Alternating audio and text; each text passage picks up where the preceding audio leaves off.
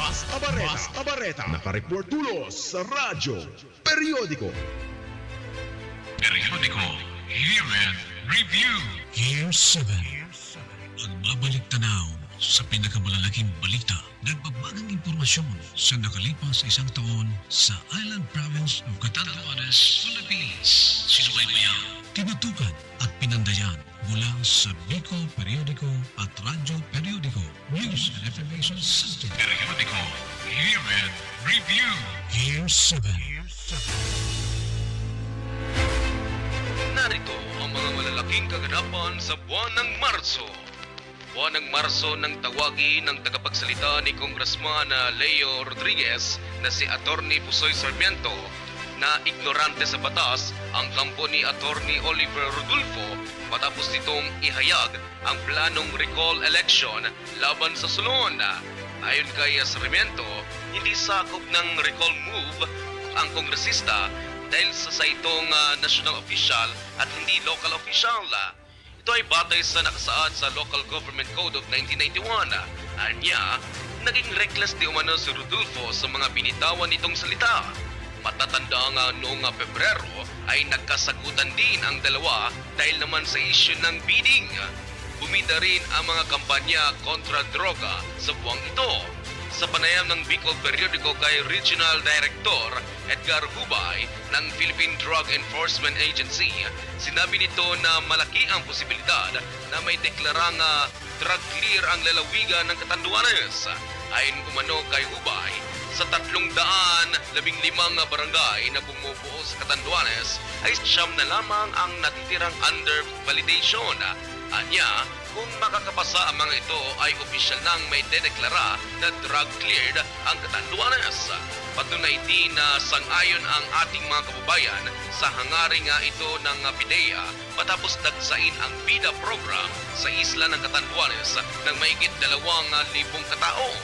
Ang BIDA o ang Buhay, Ingatan, Droga ay Iwasan ay suportado ng Department of Interior and Local Government, PIDEA at PNP at layong makapagbigay ng sapat na impormasyon at paalala na iwasan o tigilan ang paggamit ng iligal na droga. Maganda umano itong signos ang 2,000 lumahok na may pagnanais ang mga Katanduanon na labanan ang ipinagbabawal na gamot.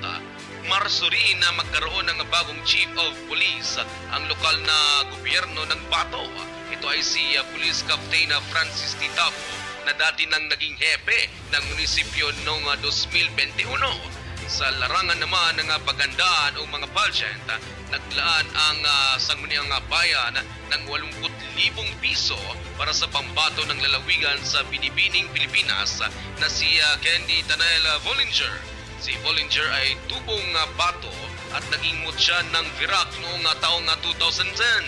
Samantala, ikinagulat naman ng mga Katandueño ang balitang sa halip na bala sa labanan ang kumitil sa buhay ng sundalong si Private Rodney De Jesus na mula sa bayan ng San Miguel ay agos ng ilog ang gagawa nito.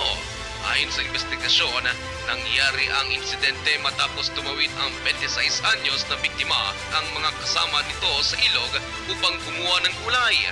Nadala pa sana sa ospital ang biktima ngunit idineklara na itong dead on arrival. Karangalan naman ang inihandog ng quartet mula sa College of Humanities and Social Sciences ng Catanduanes State University na sina Professor Richella L. Khan, Dr. Adem Nalun Rubio, Professor Francis John Templuevo at Professor Francis P. Tatel matapos silang batiin ng Universidad ng Santo Tomas de Gaspi sa pagkuha ng isa sa dalawang pinakamahusay na research capsules sa lokal na kasaysayan sa isinagawang seminar workshop on cultural research noong Pebrero 22 hanggang 25, 2023 sa buwan ng Marso. Nagbalik sa ere ang programang School on the Air program ng Agriculture Training Institute sa ilalim ng pamamahala ng Department of Agriculture sa Bicol Region. Ang programa na tinatawag na Palay-Aralan ay may pangunahing layunin na magabayan ang mga magsasaka sa lalawigan. Sa buwan ding ito, binuksan ng TESDA ang isang training center sa bayan ng Baras. Namigay din ang DSWD kalay CIDSS ng ayuda para sa mga PWD mula sa bayan ng Higmoto. At yan ang mga malalaking balita sa buwan ng Marso. Para sa Bicol Periodico Year in Review, ito po si Radyo Patrol numero 26, Patrick Ian Yutan, nagbabalita para sa Radyo Periodico.